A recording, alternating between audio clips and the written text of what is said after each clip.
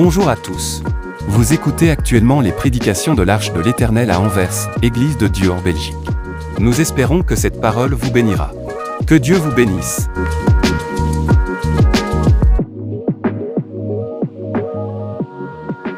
Et amen. Restons debout, s'il vous plaît. Restons debout ce matin. Je nous invite une fois de plus à revenir sur le passage de dimanche passé que nous allons proclamer ensemble dans l'Évangile de Luc, chapitre 4, les versets 25 à 27. Évangile de Luc, chapitre 4, les versets 25 à 27. Nous pouvons lire ensemble. Je vous le dis en vérité, il y avait plusieurs veuves en Israël du temps d'Élie, lorsque le ciel fut fermé 3 ans et 6 mois, et qu'il eut une grande famine sur toute la terre. Et cependant, Élie ne fut envoyé vers aucune d'elles, si ce n'est vers une femme veuve à Sarepta, dans le pays de Sidon. Il y avait aussi plusieurs lépreux en Israël du temps d'Élisée, le prophète. Et cependant, aucun d'eux ne fut purifié, si ce n'est Naaman, le Syrien, dit Amen. Nous pouvons nous rasseoir. Est-ce que quelqu'un ce matin est présent? Quelqu'un peut m'aider à proclamer la parole du Seigneur? Le thème, c'est traitement de faveur.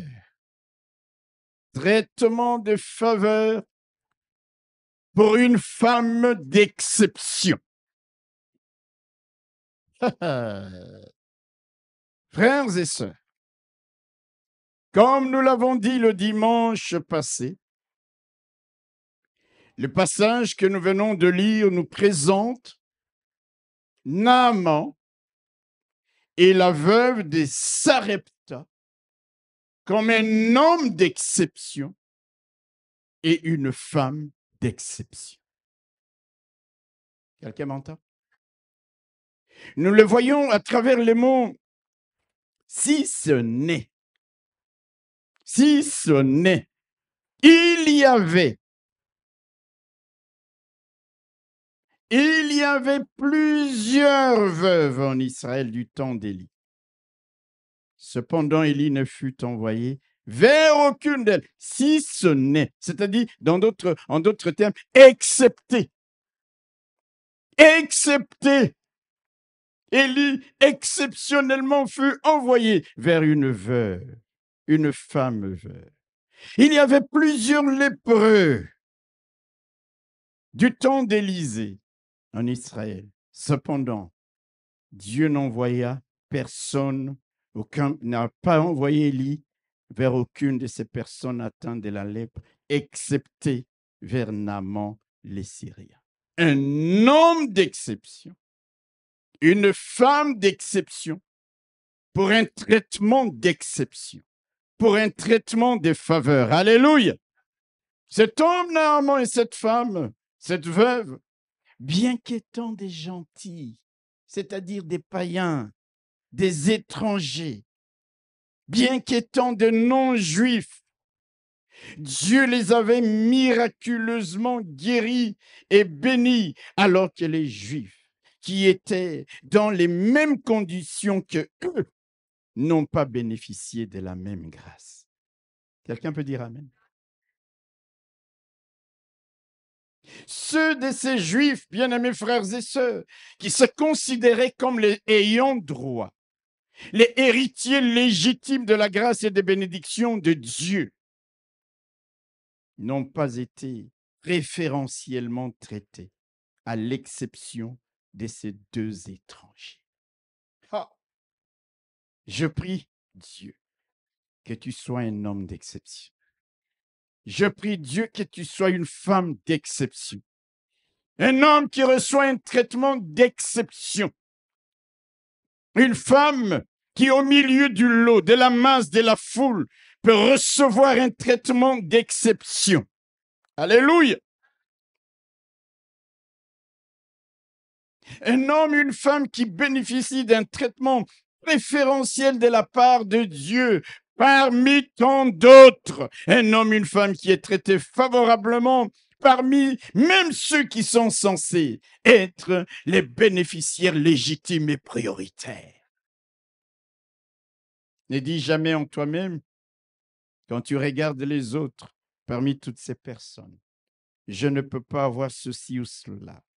Je ne peux pas être choisi, je ne peux pas être l'exception. Ne dis point cela, car Dieu fait grâce à qui il veut faire grâce et miséricorde à qui il veut faire miséricorde.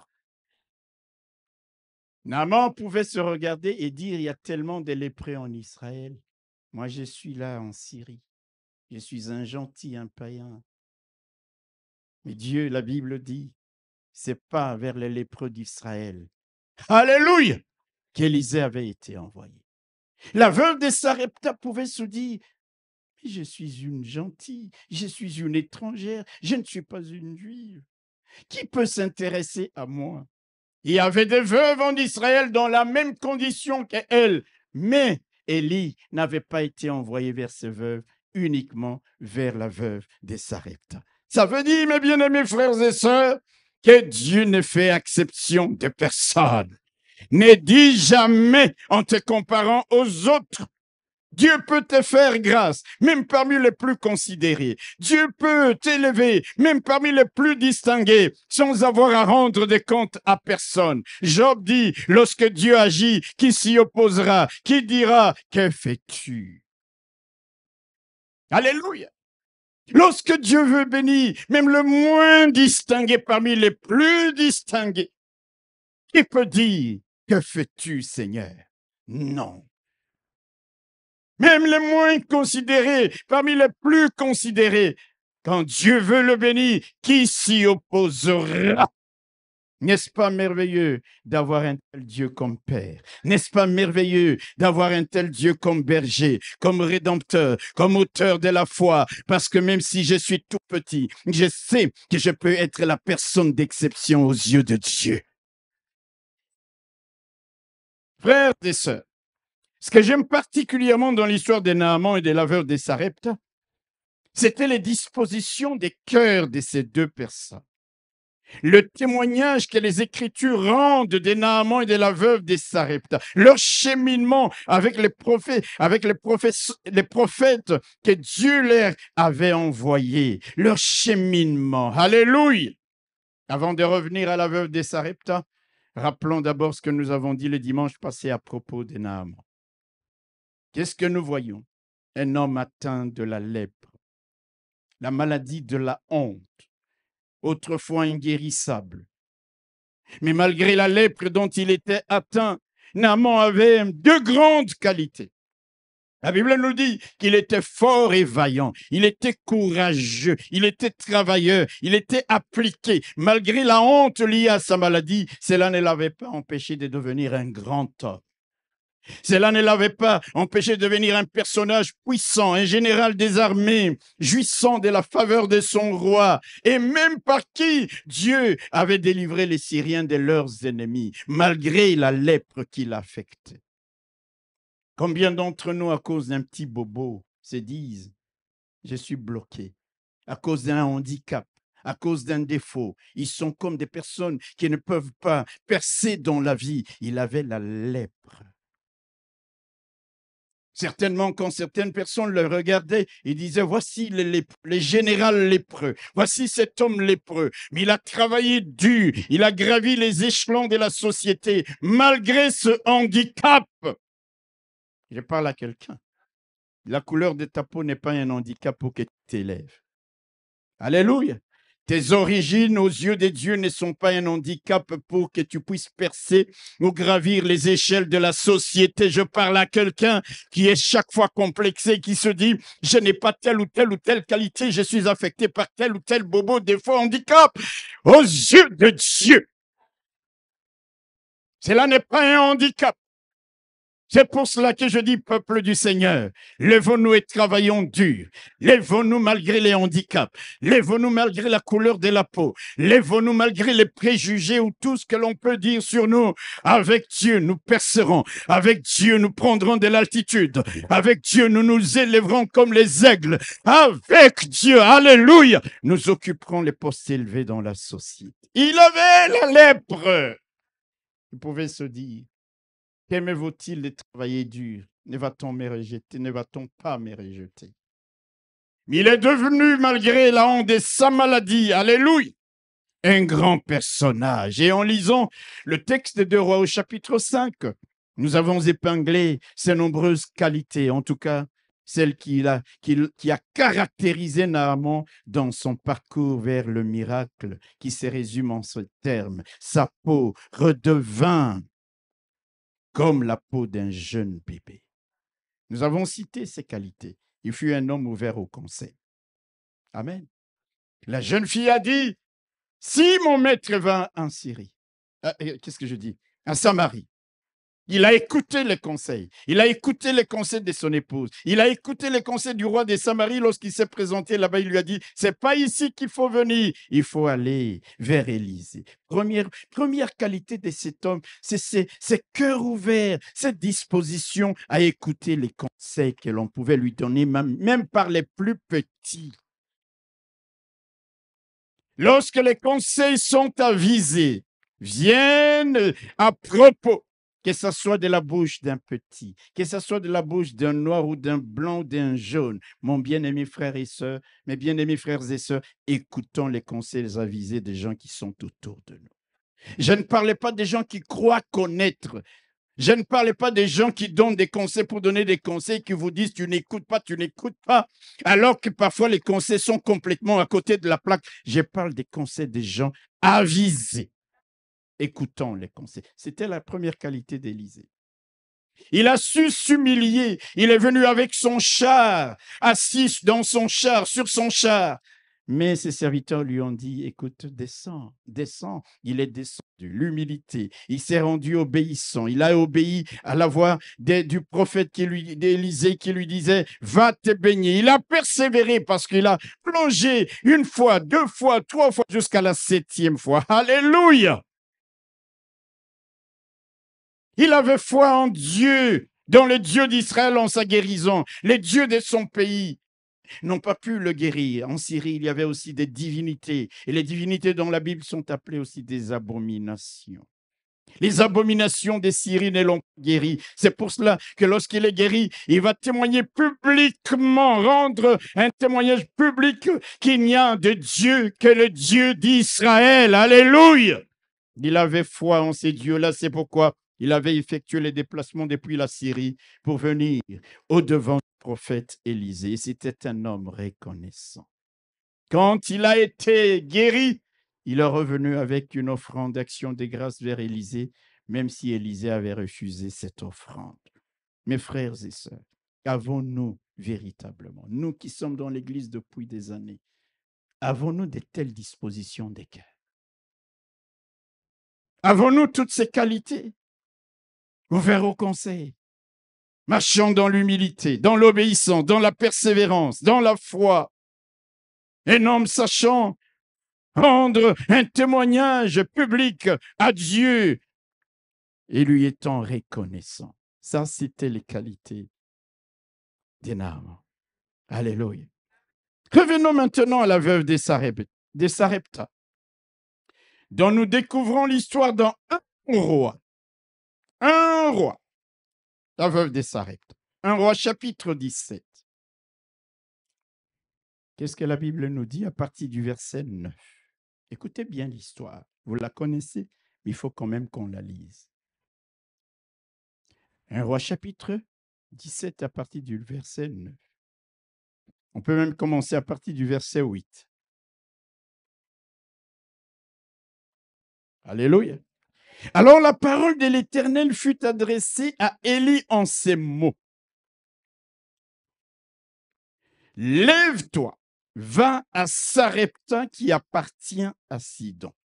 Va à Sarepta qui est la capitale de Sidon. Vous me suivez? Et demeure là. Voici, j'y ai ordonné à une femme veuve de te nourrir. Élie se leva et il alla à Sarepta. Comme il arrivait à l'entrée de la ville, voici, il y avait là une femme veuve qui ramassait du bois. Il l'appela et dit, va me chercher, je te prie, un peu d'eau dans un vase, afin que je boive. Et elle alla en chercher. Il appela de nouveau et dit, apporte-moi, je te prie, un morceau de pain dans ta main. Et elle répondit, l'Éternel ton Dieu est vivant, je n'ai rien de cuit, je n'ai qu'une poignée de farine dans un pot et un peu d'huile dans une cruche. Et voici, je ramasse 2 morceaux de bois. Puis, je rentrerai et je préparerai cela pour moi et pour mon fils. Nous mangerons, après quoi nous mourrons. Élie lui dit, ne crains point, rentre, fais comme tu as dit. Seulement, prépare-moi d'abord avec cela un petit gâteau et tu me l'apporteras. Tu en feras ensuite pour toi et pour ton fils. Car ainsi parle l'Éternel, le Dieu d'Israël. La farine qui est dans le pot ne manquera point, et l'huile qui est dans la cruche ne diminuera point, jusqu'au jour où l'Éternel fera tomber de la pluie sur la surface du sol. Elle alla et elle fit selon la parole d'Élie, et pendant longtemps, elle eut de quoi manger, elle et sa famille, aussi bien qu'Élie. La famine qui était dans les pots ne manqua point, et l'huile qui était dans la cruche ne diminua point, selon la parole que l'Éternel avait prononcée par Élie. Acclamons la parole du Seigneur. Alléluia! Voici la femme vers laquelle Dieu va envoyer son serviteur dans un pays étranger. Pas une veuve d'Israël, mais une veuve du pays des Sidons. Vous savez, bien-aimés frères et sœurs, qu'un jour, Élie s'est présenté devant Akab et il a dit, il n'y aura ni pluie ni rosée dans ce pays qu'à ma parole. Il fermait le ciel qui va entraîner une sécheresse pendant 3 ans et demi, la Bible dit, sur toute la terre. La parole d'un homme de Dieu ferme le ciel. C'est pourquoi la Bible dit, tout ce que tu liras sur terre sera lié dans les cieux. Fais attention aux paroles que tu prononces de ta bouche. Et je voudrais aussi te dire que tu as le pouvoir parfois de fermer le ciel. Il prononce des paroles, le ciel se ferme. Élie, qu'est-ce que je dis? Akab, le roi, se fâche. Élie est obligé de fuir. Dieu vient le voir et lui dit, écoute, Élie, va du côté du torrent des Kérith. Il y a une rivière du côté, la rivière de Kérith. Va te cacher là-bas. Je vais te nourrir de jour comme de nuit, matin et soir. Dieu lui envoyait de la nourriture par des corbeaux et il buvait l'eau de la rivière. Ah, alléluia. Ça, je parle de la première géolocalisation. Les corbeaux mangent du pain.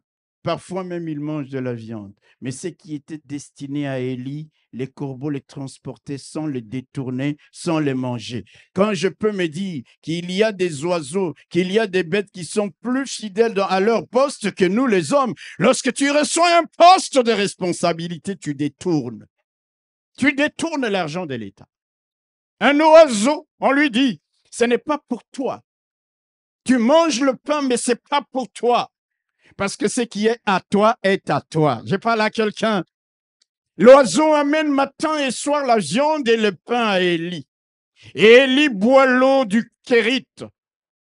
Mais la Bible nous dit qu'au bout d'un certain temps, la rivière va s'assécher. Alléluia. La rivière va s'assécher. Ça veut dire qu'il n'y a plus d'eau dans le torrent, dans le courant, dans la rivière, dans le lit de cette rivière. Élie peut mourir, mais Dieu lui dit non. Ton histoire n'est pas encore terminée parce que le lit de Kérit s'est asséché. Va à Sarepta. La porte de Kérit se ferme et Dieu ouvre la porte de Sarepta. Dans ta vie, je vais te dire une chose. Alléluia. Bien souvent, tu vas pleurer, pleurer, pleurer parce qu'une porte se ferme, mais ton Dieu est un Dieu capable d'en ouvrir une autre. Quand Kérit s'est fermé, Sarepta était ouvert. Et dit, va. Combien de fois nous sommes désespérés parce que nous voyons devant de nous une porte qui s'est fermée. Tout était bien et tout d'un coup, ça s'est fermé. Clac, et nous disons, c'est fini. Je suis celui qui te dit ce matin qu'avec le Dieu que tu pries, alléluia, quand une porte se ferme, il en ouvrira une autre. Tiens ferme en attendant simplement le moment où il va venir vers toi pour te dire, va à Sarepta. Et je prie Dieu qu'il t'ouvre d'autres portes face à celle qui s'est refermée. Je prie Dieu qu'il t'accorde d'autres opportunités face à celle que tu as perdue. Je prie Dieu qu'il te trace un chemin face à celui qui est devenu pour toi un cul-de-sac. Je prie Dieu que ce qui est fermé à gauche, tu trouves une autre porte à droite parce qu'il est le Dieu qui agit ainsi. Alléluia! Dieu dit à Élie, va à Sarepta. J'y ai ordonné, j'ai donné des ordres à une veuve. Dieu avait donné des ordres à une veuve au sujet d'Élie pour le nourrir et pour l'héberger. Je parle à quelqu'un. Là, Dieu a anticipé. Là, Élie est encore à Kérit, mais Dieu vient lui dire, j'ai déjà planifié, j'ai déjà organisé.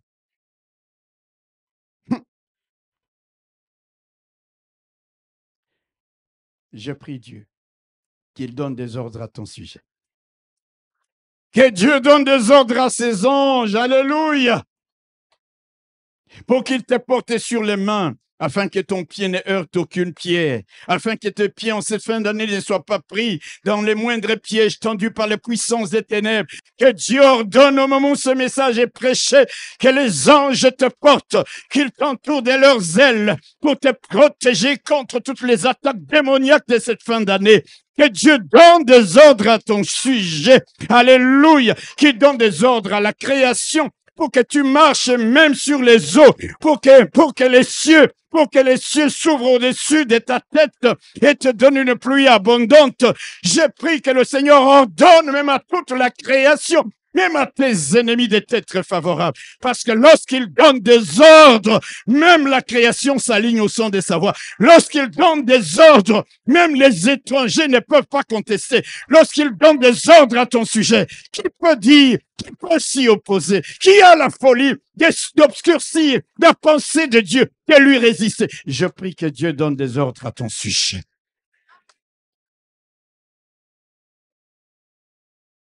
J'y ai ordonné.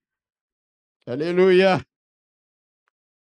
Que Dieu donne des ordres. Alléluia. Pour que tu vois les déserts se transformer en oasis. Pour que tu vois les secs devenir des étangs. Pour que tu vois les lieux arides devenir des plaines fertiles. Prie en disant comme les centeniers, Seigneur, dis seulement un mot et mon serviteur sera guéri. Dis seulement un mot et ma situation sera changée. Dis simplement un mot et ma condition sera transformée. Dis simplement un mot et ma peau affectée de la lèpre redeviendra comme la peau d'un bébé parce que quand il ordonne, alléluia! Pierre, il est dans la barque avec les autres disciples. Seigneur, si c'est toi, ordonne que je vienne vers toi. Vous entendez ça? Ordonne que je vienne vers toi marchant sur l'eau. Vous savez, Pierre parlait de ça comment? Est-ce qu'il disait, donne-moi de l'ordre à moi? Vous savez que nous comprenons mal ce texte. Il dit, ordonne que je vienne vers toi. C'est-à-dire, parle à l'eau pour qu'elle me porte. Quelqu'un n'a pas saisi la révélation. Quelqu'un n'a pas saisi la révélation. Pierre n'a pas dit, donne-moi des ordres. Il a dit, donne des ordres. Ordonne que je vienne vers toi en marchant sur l'eau. À qui l'ordre allait-elle être donné? À l'eau. Quand Dieu parle, même la création obéit au son de sa voix. Et Pierre sort et il marchait sur les eaux. Ça, c'est le Dieu que tu pries. Peu importe la situation que tu traverses présentement, viens pendant ces marathons de prières. Et crie, nous crierons encore tout au long de la semaine qui vient ici. Seigneur, donne des ordres à mon sujet. Ordonne, Seigneur. Et quand il libérera la parole, personne ne pourra contester. Les choses se feront comme il l'aura dit. Alléluia. Va à Sarepta, qui est à Sidon. Va à Sarepta, qui est la capitale de Sidon. Écoutez-moi bien ici. Élie fouillait la colère d'Akab. Amen. Akab, c'était le roi de Samarie, qui était le mari de qui? De Jézabel. Suivez bien. Amen. Oui, et où est-ce que Dieu va envoyer Élie? Dieu envoie Élie dans le territoire de Sidon, à Sarepta, c'est-à-dire à Sidon. Vous savez qui règne à Sidon? Qui est le roi de Sidon? C'est Ethbal, le papa de Jézabel. Est-ce que vous me suivez? Élie fuit la colère d'Akab et de Jézabel. Dieu, quand il fait de la mise en scène, aïe, aïe, aïe, aïe. C'est pourquoi même au milieu de tes ennemis, il peut t'envoyer dans un champ de mines et ordonner à chaque mine de ne pas sauter.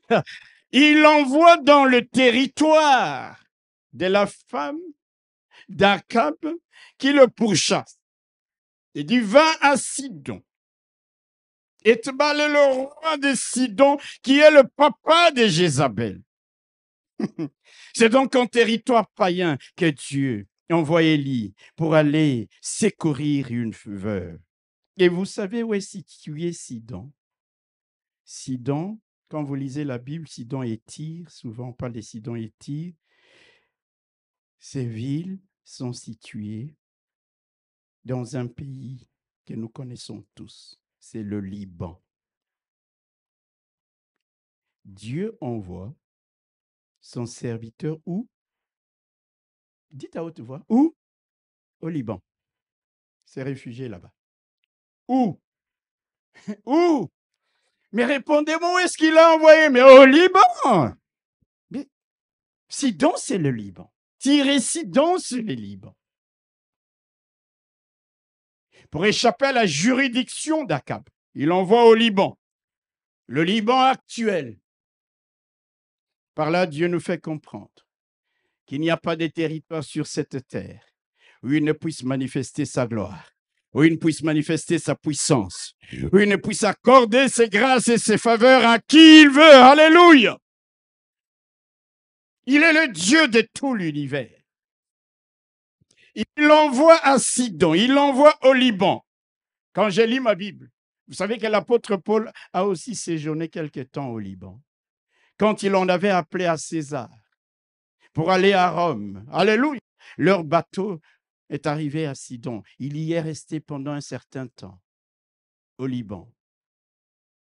Ah, vous voulez que je vous donne la référence? Actes chapitre 27.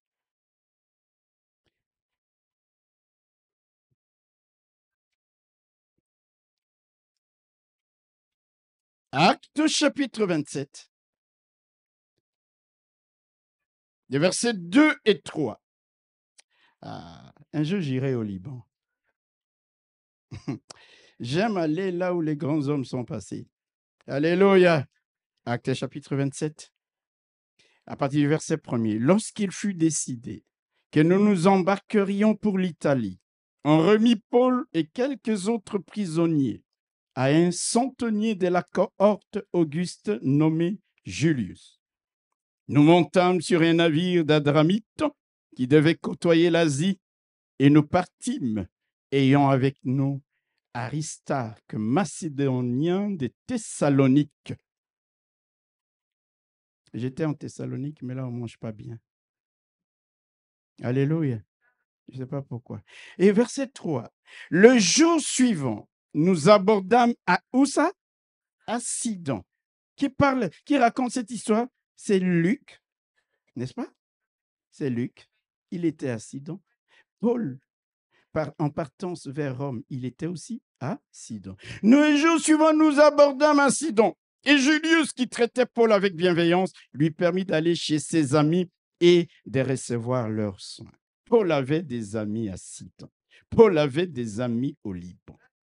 Je parle à quelqu'un. Va à Sarepta qui appartient à Sidon, en territoire étranger.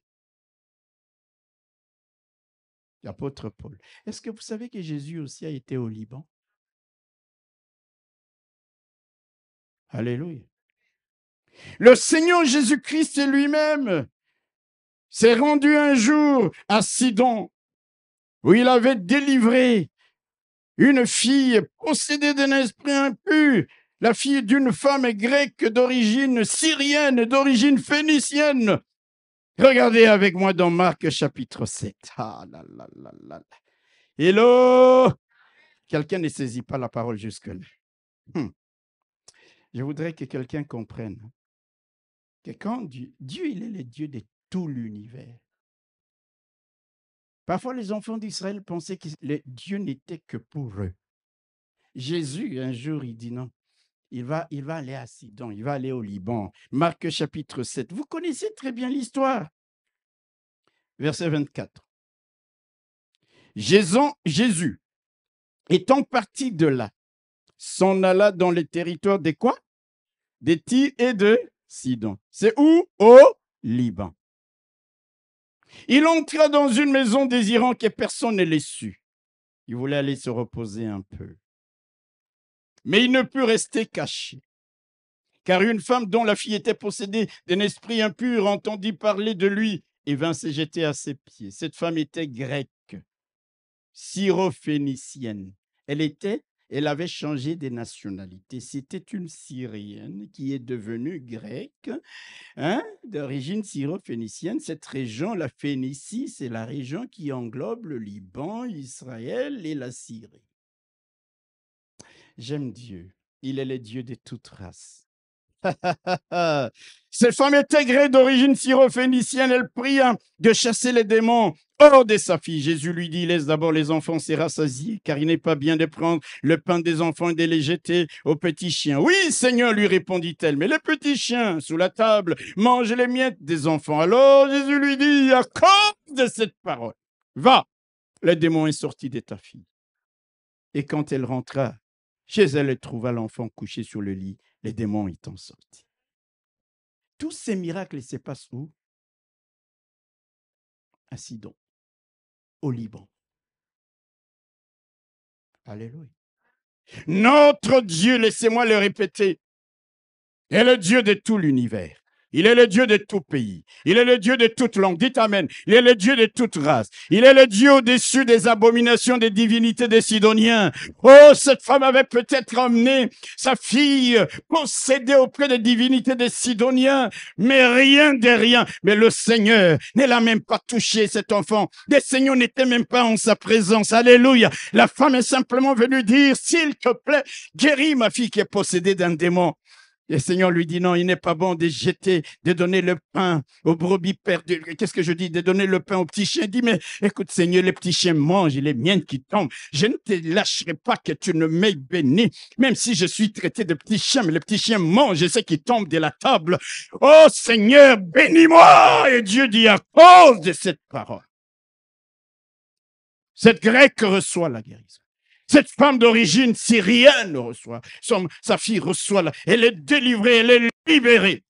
Et l'histoire se passe à Sidon. Il est le Dieu qui règne en tout lieu. Il est le Dieu qui domine sur toute la création. Il est le Dieu qui domine sur tous les sorciers de toutes les nations, sur toutes les puissances occultes de tous les pays du monde, même s'ils sont réunis, même s'ils conjuguent leurs efforts.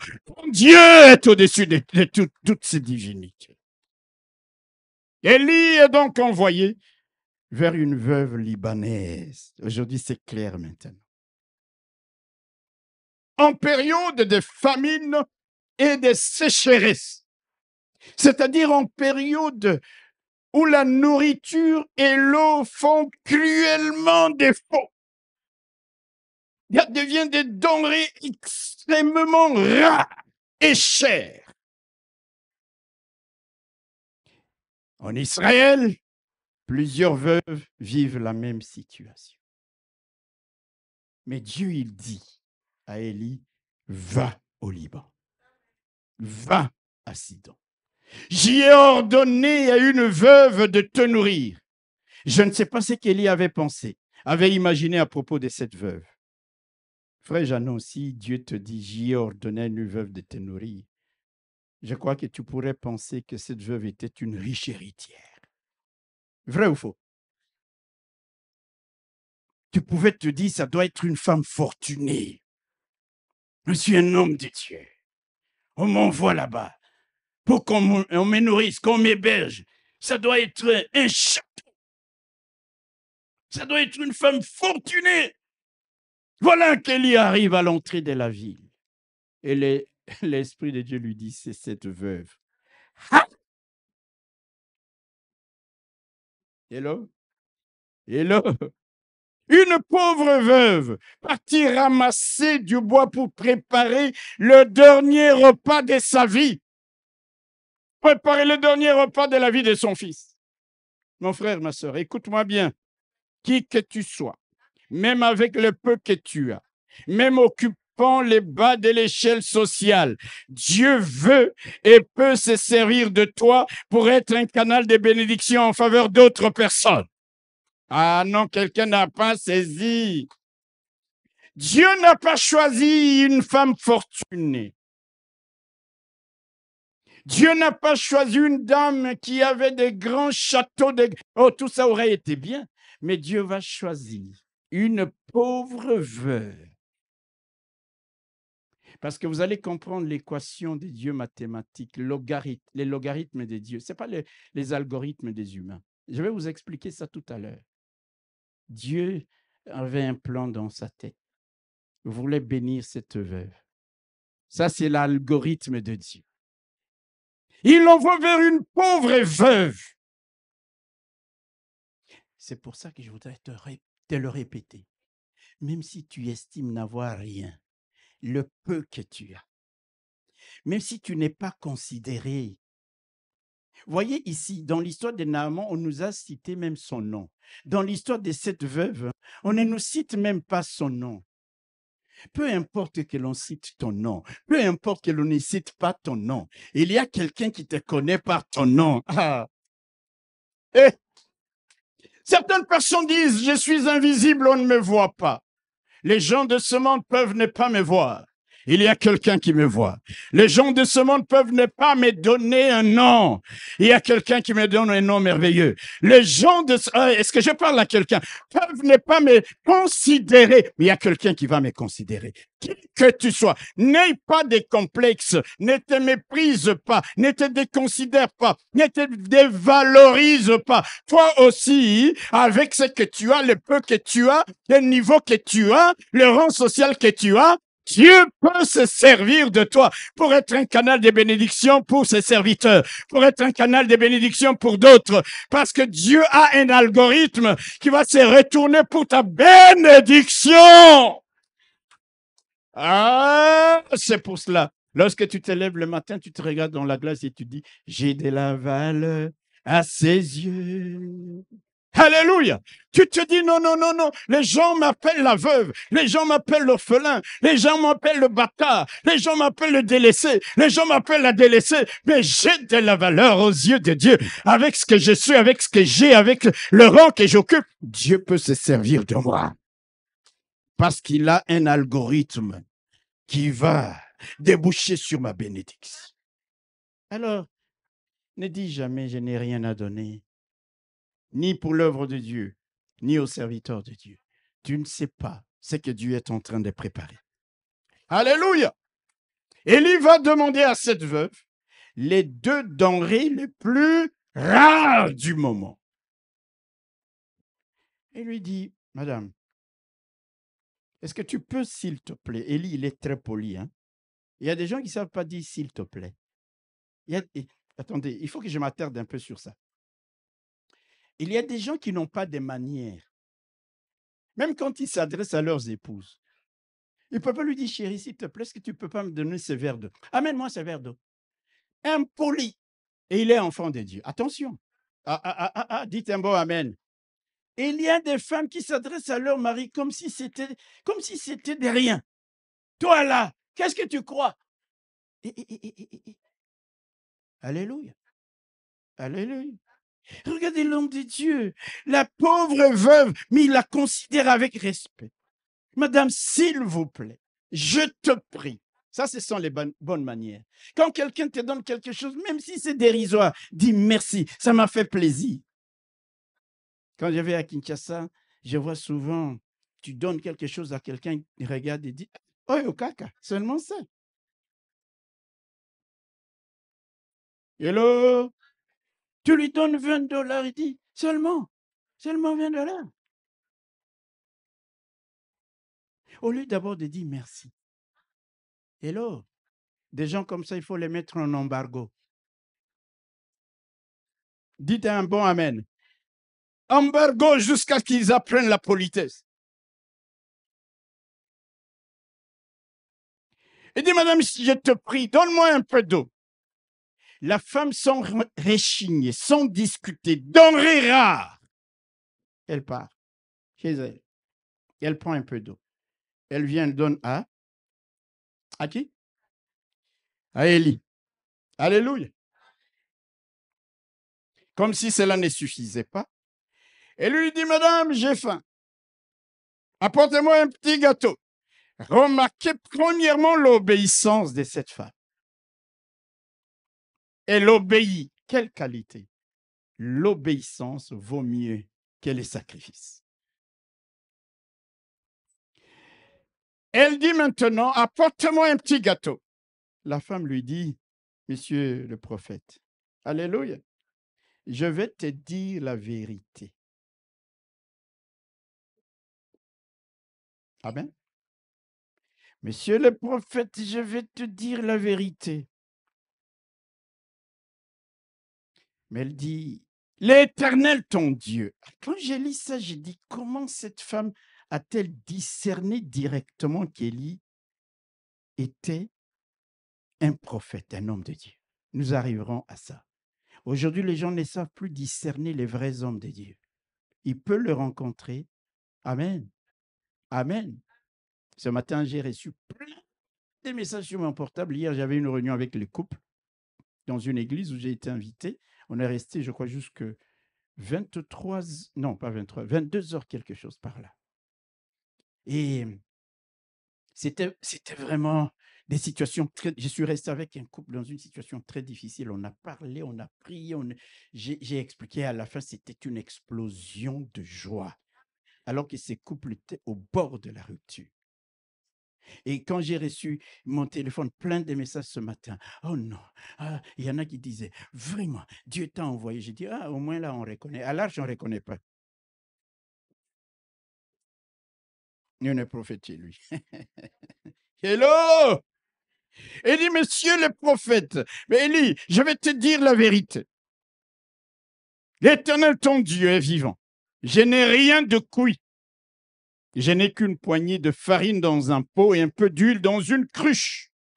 Et voici, je ramasse 2 morceaux de bois et puis je vais rentrer préparer pour moi et pour mon fils. Nous allons manger, nous allons mourir. Point barre. Élisée lui dit, non, tu vas aller faire ces gâteaux, mais pour moi, parce que je te donne la parole de l'Éternel. Il lui dit, ainsi parle l'Éternel, les dieux d'Israël. La farine qui est dans le pot et l'huile qui est dans la cruche ne diminuera point jusqu'au jour où l'Éternel fera retomber. La femme entend ça. Amen. Alléluia. Qu'est-ce qu'elle fait? Elle croit dans la parole d'Élie. Elle croit dans la parole du Dieu d'Élie. Une étrangère, une Libanaise. Quelle foi! Elle va préparer le gâteau. avec le peu d'huile qui restait, le peu de farine qui restait, il vient donner à Élie. Alléluia. Et elle dit à Élie, allons, parce que Dieu m'a ordonné de te loger. Allons, tu vas loger chez moi. Amen. Vous me suivez? Il y a d'abord son obéissance quand elle apporte de l'eau. Il y a sa foi dans la parole quand elle utilise les peu qui lui restaient. C'est parce qu'elle croit dans le Dieu d'Élie. Vous savez, quand on lit des choses, vous dites, là, parmi nous ici, frères, soyons un peu honnêtes. Si tu avais été à la place de cette veuve, tu vois un étranger venu de nulle part. Tu ne l'as jamais rencontré. Hello?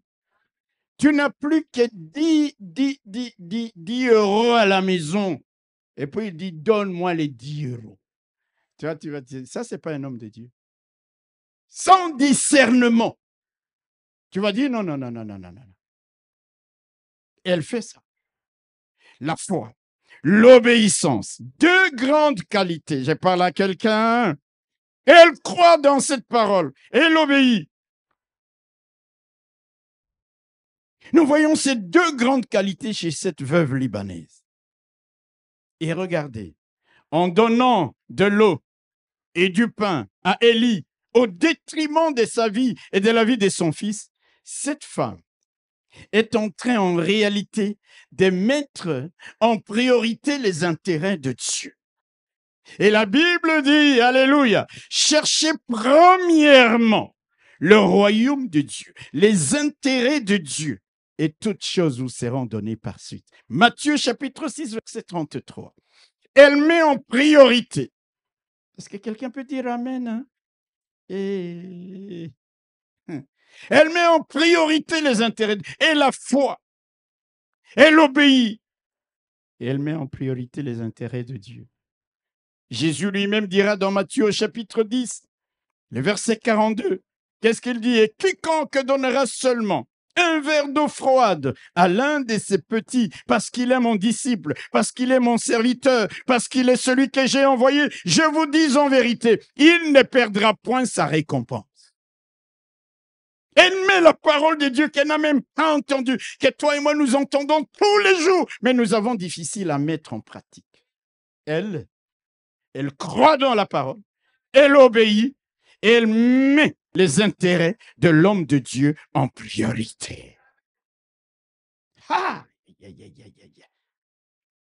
ne perdra point sa récompense. La veuve de Sarepta, est-ce qu'elle avait perdu sa récompense? Non, non, mes bien-aimés. Vous savez pourquoi? Parce que la Bible nous dit que pendant très longtemps, l'huile qui était dans la cruche et la farine qui était dans le pot ne diminua point. Finalement, qui a nourri qui? C'est pourquoi quand les gens vous disent « Ah, on va enrichir le pasteur », vous n'avez rien compris. Amen. Non, non, non, non, non, non. Non, non, non, non, non. Attendez, je vais revenir à ça. Alléluia. Il faut bien comprendre les choses. Dites un bon Amen. La Bible dit, jette ton pain sur la surface des eaux, car avec le temps, tu les retrouveras. Donner à Dieu, à ses serviteurs, c'est comme jeter son pain sur la face des eaux. L'huile et la farine n'ont plus manqué. En clair, Dieu nous fait comprendre que si la provision des hommes est limitée et épuisable, la provision de Dieu est illimitée. La provision de Dieu est inépuisable. La provision de Dieu est renouvelable, même en temps et en circonstances les plus difficiles. C'est que tu veux garder. Ce sera fini. Imaginez cette femme dit non, non, non, je refuse. Elle va, elle fait le gâteau, il meurt. Mais maintenant qu'elle met les intérêts de Dieu en priorité, l'huile, chaque matin, il y a de l'huile dans le pot. Ah, il y a de l'huile dans la cruche, de la farine dans le pot. Oh, pendant longtemps. Ah, Seigneur, que Dieu nous donne de comprendre comment ça marche avec lui. Je parle à quelqu'un. Vous savez, quand tu bénis un homme de Dieu, gloire au Seigneur. Alléluia. Mais vous le bénissez avec des choses passagères. Alléluia. La bénédiction qu'il peut déclarer sur ta vie, elle a des répercussions éternelles.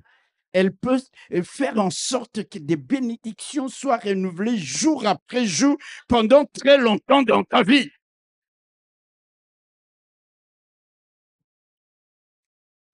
Mais quand je lis l'histoire de cette femme, j'ai l'impression qu'elle n'avait personne pour l'aider. Elle n'avait personne pour la secourir, ni les membres de sa famille, ni ceux de sa belle famille, ex-belle famille, parce que son mari était décédé, ni les amis. Elle était comme abandonnée, livrée à elle-même par tous, mais pas par Dieu. Frère, sœur, mets ton espoir en Dieu. Compte sur Dieu plus que tu ne comptes sur les hommes, car tous peuvent t'abandonner, tous peuvent être limités, mais Dieu jamais. Dieu ne t'abandonnera jamais. Dieu ne te délaissera jamais. Et si ce matin tu as l'impression que Dieu t'a oublié, que Dieu t'a abandonné, écoute la parole et saisis cette parole, la parole d'Ésaïe au chapitre 49. Alléluia. Ésaïe chapitre 49, les versets 14 à 15 qui dit, si on disait, Armel disait, disait, l'Éternel m'abandonne, le Seigneur m'oublie. Une femme oublie-t-elle l'enfant qu'elle allait? N'a-t-elle pas pitié du fruit de ses entrailles?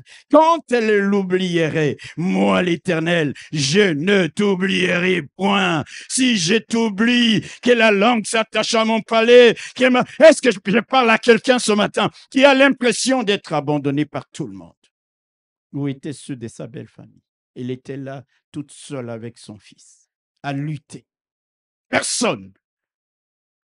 Mais Dieu va lui envoyer quelqu'un de loin. Je prie que le Seigneur t'envoie quelqu'un même de très loin. Alléluia.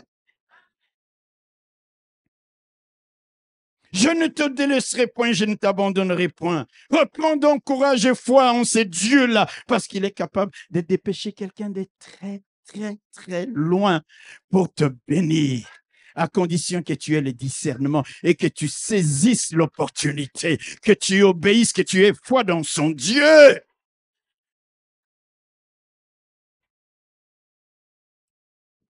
Revenons au verset 12. La dame lui dit, cher homme de Dieu, alléluia, j'ai ramassé 2 morceaux de bois, puis je rentrerai et je préparerai cela pour moi et pour mon fils. Je n'ai qu'une poignée de farine dans un pot et un peu d'huile dans la cruche. Je vais faire un gâteau. Nous mangerons, après quoi nous mourrons. Est-ce que vous entendez ça? Après quoi nous mourrons. Cette veuve voyait déjà la fin de sa vie et la fin de la vie de son fils. Mais Élie lui dit, écoute la parole de l'Éternel. Élie voyait plutôt le début d'une étape nouvelle, une étape pleine de grandes choses pour elle. Tant que Dieu n'a pas encore dit que c'est la fin, ce n'est jamais la fin. Car c'est un Dieu d'un nouveau départ, car c'est un Dieu de prolongation de vie, car c'est un Dieu de rebondissement favorable.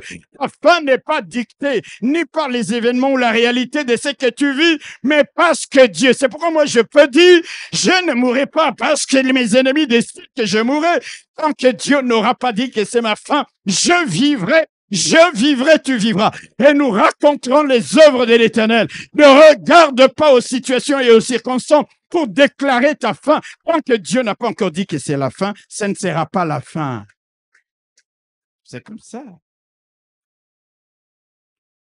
Vous allez voir dans Luc au chapitre 4. Les Juifs comprennent que, waouh, Jésus est en train de les dire, vous voyez, vous prenez pour les fils d'Abraham, les héritiers des promesses, mais au temps de la sécheresse, c'est une Libanaise qui a été bénie.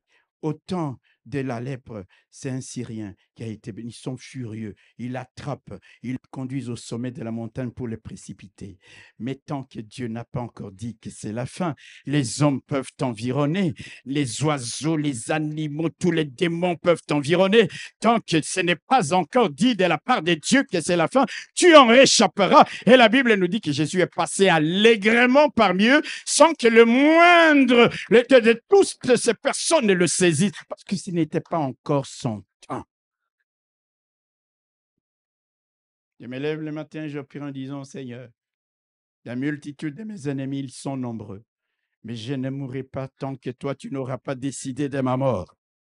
Je vivrai. Alléluia. Même au milieu de plusieurs, j'en réchapperai. Tu créeras une sortie. Tu créeras une... Je ne sais pas ce que tu feras. Je ne sais pas ce que tu feras. Il y a une chose dont je suis certain, c'est que tu agiras. Parce que ce n'est pas encore mon temps. Je ne sais pas ce que tu feras. Mais je sais une chose. Tu agiras parce que tu n'as pas encore dit que c'est la fin. Les hommes décrètent que c'est la fin pour toi. Mais Dieu dit, même au milieu d'eux, c'est pas encore la fin. Et parce que moi, je dis que c'est pas encore la fin, tu passeras allègrement. Je parle à quelqu'un, elle dit, je vais préparer, puis je vais mourir. Et il lui dit, non, madame, c'est le début d'une aventure merveilleuse. C'est le début où tu vas voir la gloire de Dieu. Alléluia. Même là où il n'y a aucune lueur d'espoir, Dieu fera jaillir la lumière. Dieu tracera un chemin. Dieu ouvrira des portes. Dieu établira de nouvelles connexions, de nouvelles rencontres à la gloire de son nom. Parce qu'il n'a pas encore dit que c'est la fin. Et pourquoi il dit voici, je vais faire une chose nouvelle sur le point d'arriver. Amen. À quelqu'un, je donne cette parole. Vous savez, je suis venu avec un message prophétique. Cette prédication est prophétique. Saisis la parole du Seigneur. Alléluia. Revenons à cette femme. Les qualités du cœur. Nous avons parlé de son obéissance, de sa foi. Alléluia. De son humilité aussi. Quand Élie l'envoie, elle va. N'est-ce pas? Simplement. Quand Élie la rappelle, elle revient sans réchigner, sans discuter, sans ronchonner. C'est comme ça que quand son fils meurt, elle a conscience de son iniquité, elle dit à Élie, est-ce que tu es venu me rappeler les souvenirs de mon péché? L'humilité. Amen. Et nous allons voir qu'Élie ne lui a pas accordé simplement la multiplication de l'huile et de la farine, mais la résurrection de son fils. Alléluia. Vous comprenez ça? L'humilité. Ah, vous voulez voir ça? Verset 17 de 1 Roi chapitre 5.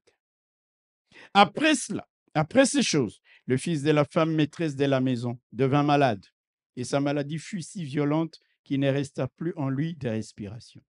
Cette femme dit alors à Élie, « Qu'y a-t-il entre toi et moi, homme de Dieu?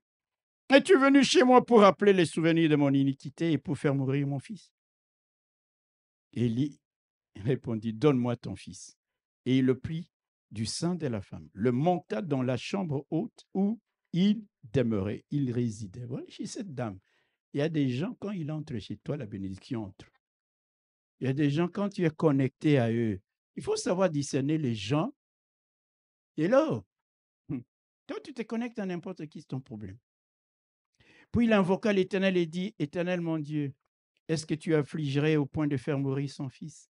Même cette veuve chez qui j'ai été reçu comme un hôte. » Il s'étendit 3 fois sur l'enfant, invoqua l'Éternel et dit, « Éternel mon Dieu, je t'en prie, que l'âme de cet enfant revienne au-dedans de lui. » L'Éternel écoutait la voix d'Élie, et l'âme de l'enfant revint au-dedans de lui, et il fut rendu à la vie. Dites Amen.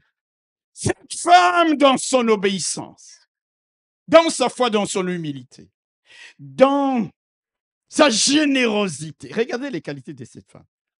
Alléluia. Non seulement l'huile est multipliée, la farine est multipliée, mais il y a aussi quelque chose, la résurrection de son fils. Est-ce que je parle à quelqu'un? Son fils va mourir. Mais Élie va prier Dieu, le Dieu qui ressuscite les morts. Et le garçon va ressusciter. Amen.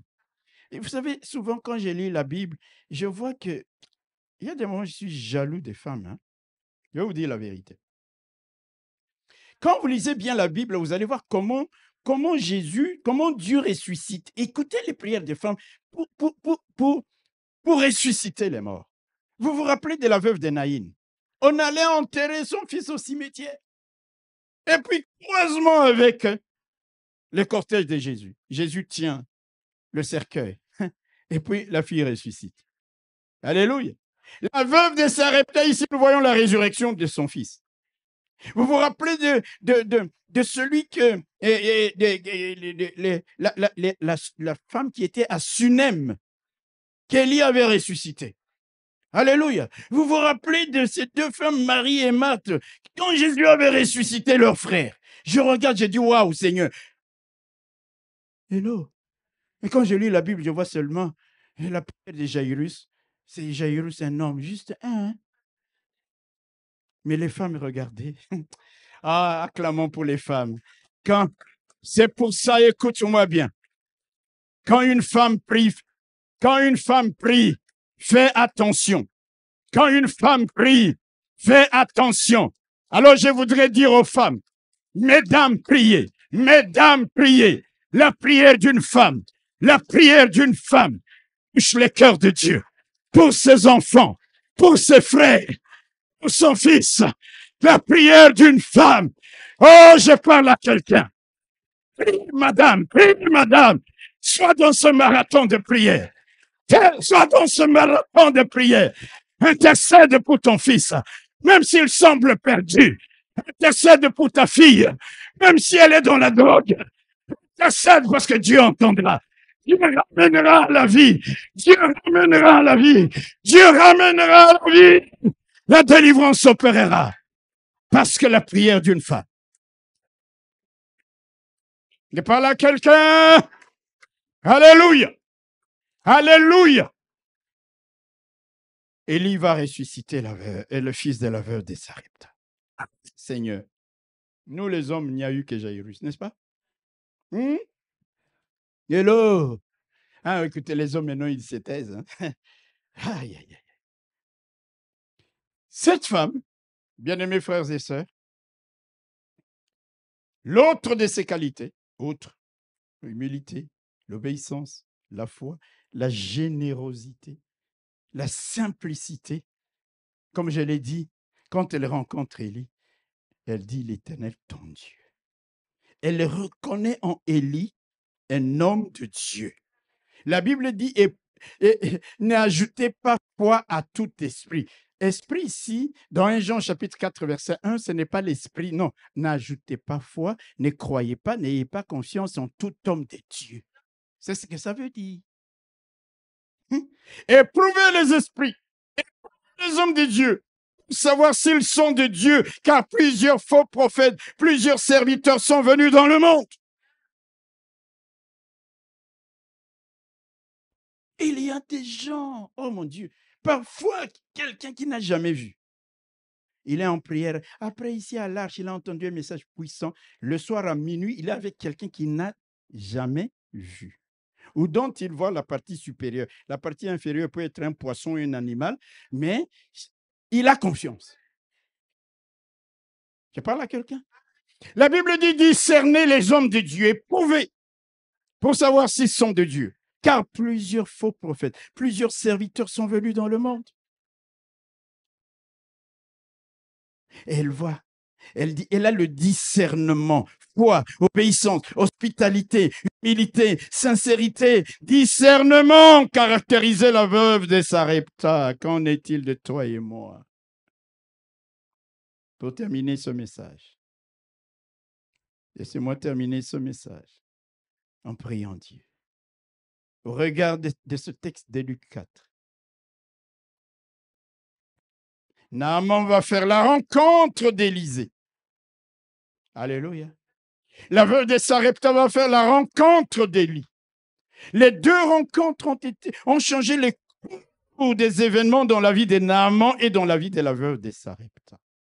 Je prie Dieu qu'il te fasse faire des rencontres. Alléluia. Des rencontres qui vont changer positivement les cours de ta vie.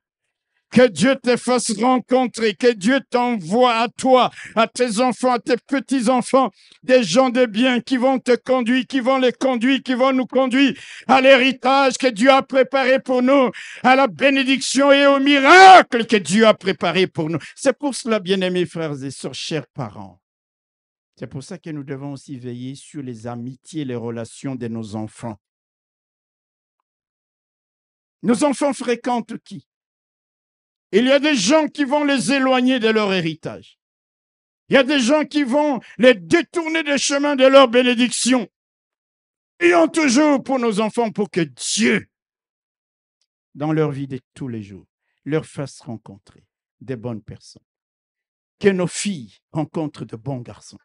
Que nos garçons rencontrent de bonnes filles. Pas des esprits. Dites Amen.